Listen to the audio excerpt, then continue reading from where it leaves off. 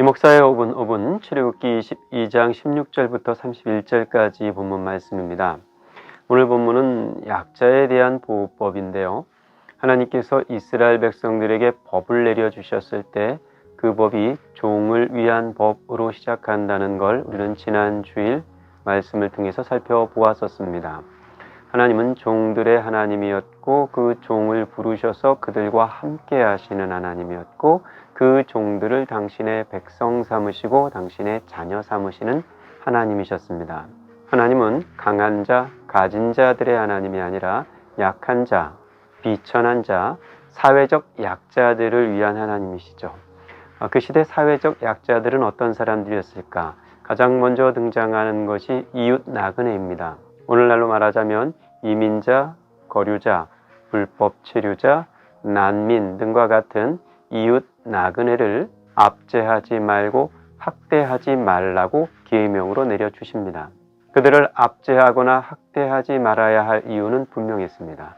너희도 애굽 땅에 있을 때의 종들이었기 때문이라는 거죠.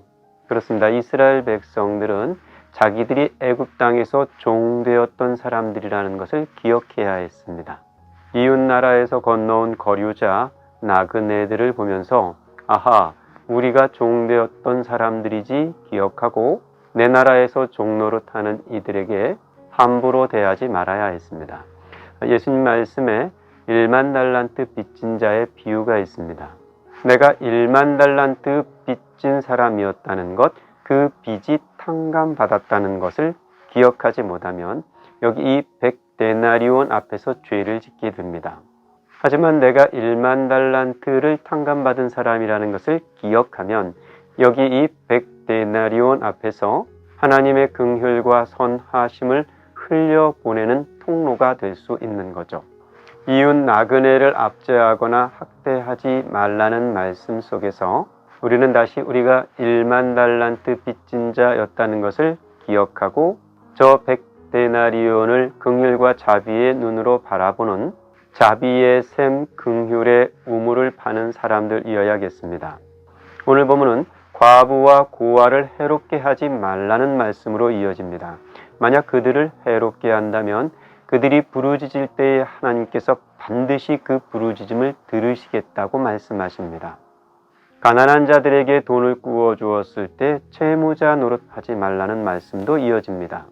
가난한 자에게 돈을 구워 주었을 때 결코 이자를 받아서는 안 된다는 겁니다. 돈이 아니라 겉옷을 저당 잡았다면 해가 지기 전에 그 겉옷을 돌려주라는 말씀도 덧붙이십니다. 그 한 벌밖에 없는 옷이 그 가난한 사람에게는 이불도 되기 때문입니다. 팔레스타인의 기후는 낮에는 뜨겁지만 밤에는 차갑습니다. 이불이 없이 자다가 목숨을 잃는 경우가 생길 수도 있습니다. 그런 일이 생기지 않도록 가난한 이의 겉옷을 저당 잡으면 해가 지기 전에 돌려주라고 말씀하고 있는 거죠. 그러면서 하나님께서 당신을 이렇게 소개하십니다. 나는 자비로운 하나님이다. 그렇습니다. 하나님은 자비로운 하나님이십니다. 하나님이 자비로운 하나님이 아니었다면 애굽의 종되었던 이스라엘 백성들과 굳이 언약을 맺고 그들과 함께 하실 이유가 없었을 겁니다. 하나님의 자비가 이스라엘 백성을 하나님의 자녀가 되게 했습니다. 하나님의 자비가 아니었다면 우리 또한 하나님의 자녀가 될 수는 없었습니다. 죄로 죽었던 우리가 하나님의 아들을 통한 구속, 그 십자가를 통해 죄 사함을 받게 된 것은 하나님의 자비, 하나님의 은혜 때문이었습니다. 그 1만 달란트의 자비를 받아 누리는 우리가 100데나리온의 자비를 흘려보내는 일, 그것이 그리스도의 제자가 되어 그리스도와 함께 길 가는 자들의 마땅한 모습이어야겠습니다. 하나님은 자비로운 하나님이신데 저 사람들은 왜 자비롭지 않은 것이냐는 말이 우리 귓전을 때리지 못하도록 이 하루 100데나리온의 자비 앞으로 달려나아갈 수 있는 믿음이어야겠습니다.